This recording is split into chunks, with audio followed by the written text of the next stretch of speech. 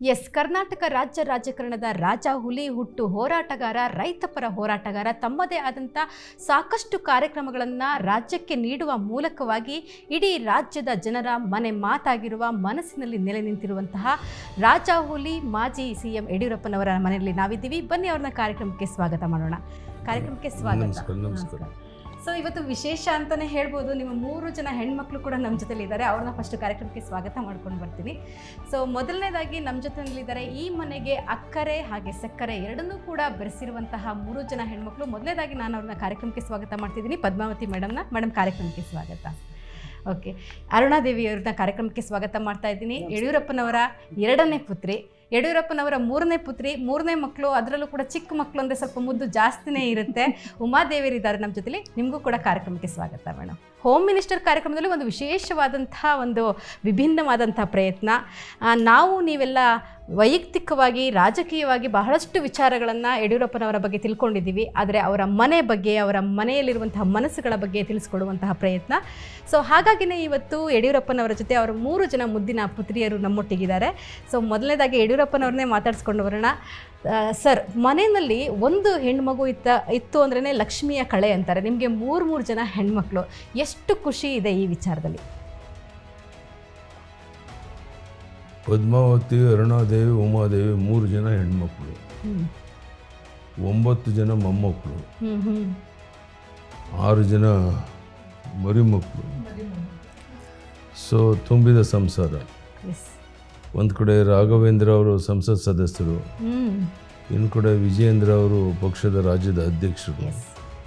ಹೀಗೆ ಎಲ್ಲ ರೀತಿಯ ಒಂದು ದೇವರು ಸಹಕಾರವನ್ನು, ಬೆಂಬಲವನ್ನು ಕೊಟ್ಟಿದ್ದಾನೆ. ಯಾವುದೇ ಕೊರತೆ ಇಲ್ಲ. ದೇವರ ದಯೆಯಿಂದ ಎಲ್ಲರೂ ನೆಮ್ಮದಿಯಿಂದ, ಗೌರವದಿಂದ, ಸ್ವಾಭಿಮಾನದ ಬಾಳಿ ಬದುಕ್ತಾ ಇದ್ದೇವೆ.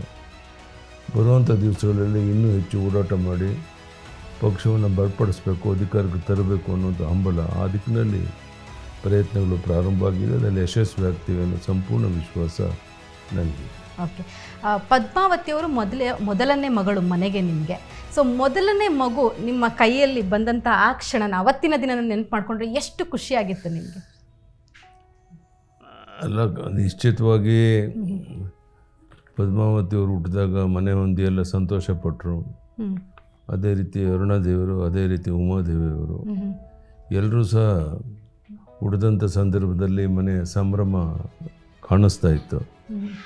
ಗಂಡು ಮಕ್ಕಳಿಲ್ಲ ಅನ್ನೋಂಥ ಕೊರತೆ ಇದ್ದ ಸಂದರ್ಭದಲ್ಲಿ ರಾಘವೇಂದ್ರ ಅವರು ಮತ್ತು ನಂತರ ವಿಜಯೇಂದ್ರ ಅವರು ಹುಟ್ಟಿದ್ರು. ಹೀಗಾಗಿ ತುಂಬಿದ ಸಂಸಾರ, ಎಲ್ಲ ರೀತಿಯ ಸಹಕಾರ ದೇವರು ಕೊಟ್ಟಿದ್ದಾನೆ. ನೆಮ್ಮದಿ ಇದೆ, ತೃಪ್ತಿ ಇದೆ, ಸಮಾಧಾನ ಇದೆ.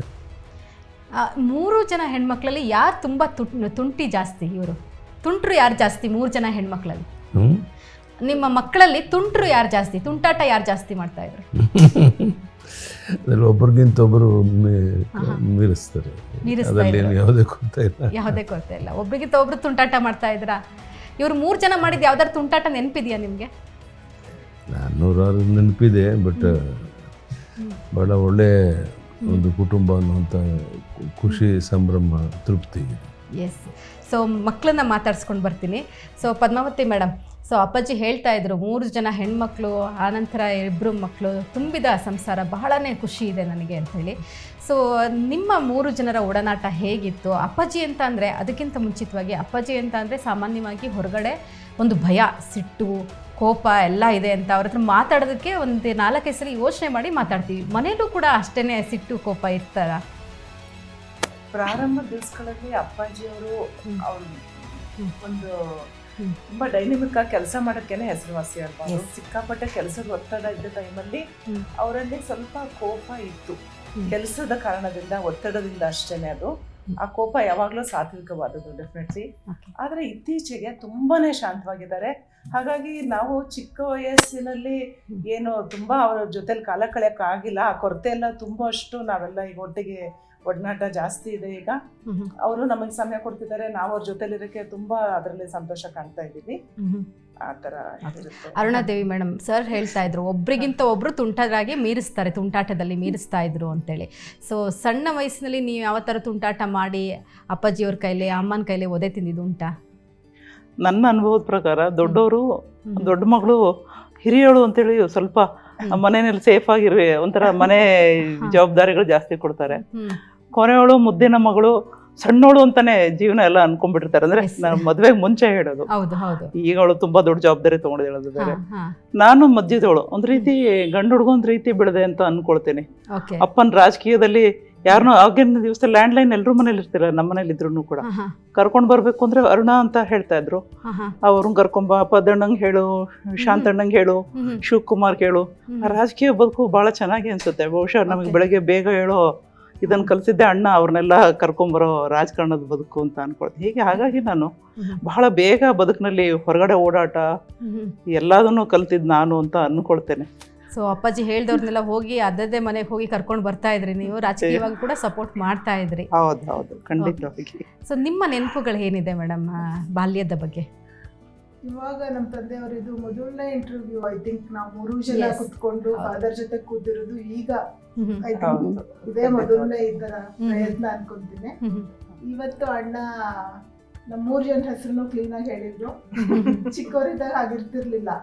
ಬೆಳಗ್ಗೆ ಎದ್ದು ಉಮಾ ಅಂದ್ರೆ ಯಾರೋ ಒಬ್ರು ಓಡೋಗ್ಬೇಕಿತ್ತು, ನಾವೇ ಅಂತ ಅಲ್ಲ. ಉಮಾ, ಅರುಣ, ಪದ್ಮ ಅಂತ ಯಾರ ಹೆಸರಿದ್ರು ಯಾರು ಕಾಣ್ತೀವೋ ಅವ್ರು ಓಡೋಗ್ಬಿಟ್ಟು ಅವ್ರ ಮುಂದೆ ಸೆಕೆಂಡ್ಸ್ ಆಗಿ ನಿಲ್ಬೇಕಿತ್ತು. ಸೊ ನಮ್ಮ ಅಲ್ಲೆಲ್ಲ ಅವಾಗ ಯಾವಾಗ್ಲೂ ಮನೆ ತುಂಬಾ ಜನ. ಬೆಳಗ್ಗೆ ಎದ್ಬಿಟ್ಟು ನಾವು ಅವ್ರಿಗೆ ಕಾಫಿ ಕೊಡೋದು, ತಿಂಡಿ ಕೊಡೋದು. ಈಗ ಅರುಣಕ್ಕ ಹೇಳ್ದಾಗೆ ನಾವೇ ಹೋಗಿ ಓಡೋಗಿ ಕರ್ಕೊಂಬರೋದಿತ್ತು. ಚಿಕ್ಕವರು ಅಂತ ಸಾಮಾನ್ಯ ನಾನು ಅರುಣಕ್ಕ ಹೋಗಿ ಕರ್ಕೊಂಡ್ಬರ್ತಾ ಇದ್ವಿ. ಈ ರೀತಿ ನಮ್ ದಿನಚರಿ ಶುರುವಾಗ್ತಾ ಇತ್ತು. ಸೊ ತಂದೆಯವರು ಹೌದು ಅವಾಗ್ಲೂ ಸ್ವಲ್ಪ ಕೋಪ ಜಾಸ್ತಿನೇ, ಬಟ್ ಯಾವತ್ತೂ ನಮ್ಮಲ್ಲಿ ಕೈ ಮಾಡಿದವರೆಲ್ಲ ಅವ್ರ ಕಣ್ಣಲ್ಲೆಲ್ಲ ಸಿಟ್ಟಿರ್ತಿತ್ತು. ಅಮ್ಮನ ಹತ್ರ ಸುಮಾರು ಓದೇ ತಿಂದಿದ್ದೀವಿ. ತಲೆಹರಟೆ ಮಾಡಿ ಅಪ್ಪ ಅಮ್ಮನ್ ಗೋಲ್ಸ್ಕೊಂಡ್ರೆ ಅಮ್ಮನೇ ತುಂಬಾ ಸ್ಟ್ರಿಕ್ಟ್. ಅಮ್ಮ ಸ್ಟ್ರಿಕ್ಟ್ ಇದ್ರು. ಬಿಕಾಸ್ ಅವ್ರ ರೊಟೀನ್ ಪೂರ್ತಿ ನಮ್ಗೆ ಸೆಟ್ ಆಗ್ಬಿಟ್ಟಿತ್ತು. ಬೆಳಗ್ಗೆ ತುಂಬಾ ಬೇಗ ಹೇಳೋದ್ರಿಂದ ಹಿಡಿದು ಸಾಯಂಕಾಲ ದೇವ್ರ ಮನೆ ಕೂತ್ಕೊಂಡು ಪ್ರಾರ್ಥನೆ ಮಾಡೋವರೆಗೂ ಇತ್ತು. ಅಮ್ಮ ತುಂಬಾ ಶಿಸ್ತಿನ ಡಿಸಿಪ್ಲಿನ್ ಸೆಟ್ ಮಾಡ್ಬಿಟ್ಟಿದ್ರು. ಅಪ್ಪಾಜಿನ ಅವ್ರ ಕಣ್ಣಲ್ಲೇ, ಅವ್ರ ಕಣ್ಣಲ್ಲಿ ಕಣ್ಣಿಟ್ಟು ನೋಡಿದ್ದೇ ನಾವು ಕಡಿಮೆ ಅನ್ಕೋಬಹುದು. ಅಷ್ಟೊಂದು ಗ್ಯಾಪ್ ಮೇಂಟೈನ್ ಮಾಡ್ತಾ ಇದ್ವಿ. ಹಾಗಾಗಿ ಆ ರೀತಿ ಬಾಲ್ಯನೇ ಜಾಸ್ತಿ ನೆನಪಿದೆ. ಸರ್ ಮಕ್ಳು ಹೇಳಿದ್ರು ಬಹಳಷ್ಟು ರಾಜಕೀಯದಲ್ಲಿ ಬ್ಯುಸಿ ಆಗಿರ್ತಿದ್ರಿ ನೀವು. ಆ ರಾಜಕೀಯದ ಒತ್ತಡ ನಡುವೆ ಫ್ಯಾಮಿಲಿಗೆ ಟೈಮ್ ಕೊಡಕ್ ಆಗ್ತಿರ್ಲಿಲ್ಲ. ಆ ಬೇಸರ ಇದೆಯಾ? ಯಾವ ಥರ ರಿಗ್ರೆಟ್ ಮಾಡಿದ್ದೀರಾ ನನ್ನ ಫ್ಯಾಮಿಲಿಗೆ ಟೈಮ್ ಕೊಡಕ್ ಆಗ್ಲಿಲ್ಲ ಅಂತ? ಸಹಜವಾಗಿ ರಾಜಕೀಯ ಕ್ಷೇತ್ರದಲ್ಲಿದ್ದರಿಂದ ಆ ಸಮಯ ಈ ಸಮಯ ಅಂತೆಲ್ಲ ರಾಜ್ಯದ ಉದ್ದಗಲಿಗೆ ಓಡಾಟ ಮಾಡುವಂಥ ದೊಡ್ಡ ಜವಾಬ್ದಾರಿ ಇತ್ತು. ಅದನ್ನು ನಿರ್ವಹಿಸುವಂಥ ಸಂದರ್ಭದಲ್ಲಿ ಬಿಡುವಿದ್ದಾಗ ನಾನು ಸಹ ನಮ್ಮ ಮಕ್ಕಳ ಜೊತೆಗೆ ಸಮಯ ಕಳೀತಾ ಇದ್ದೆ. ಎಲ್ಲರೂ ಸಹ ಭಾಳ ಪ್ರೀತಿ ವಿಶ್ವಾಸದಿಂದ ನಾನು ನೋಡ್ಕೊಳ್ತಾ ಇದ್ದರು.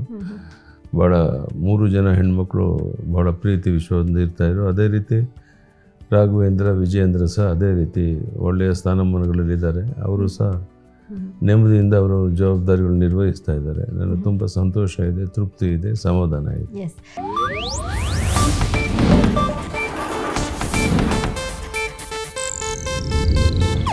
ಇದು ಏಷ್ಯಾನೆಟ್ ನ್ಯೂಸ್ ನೆಟ್ವರ್ಕ್ ಪ್ರಸ್ತುತಿ.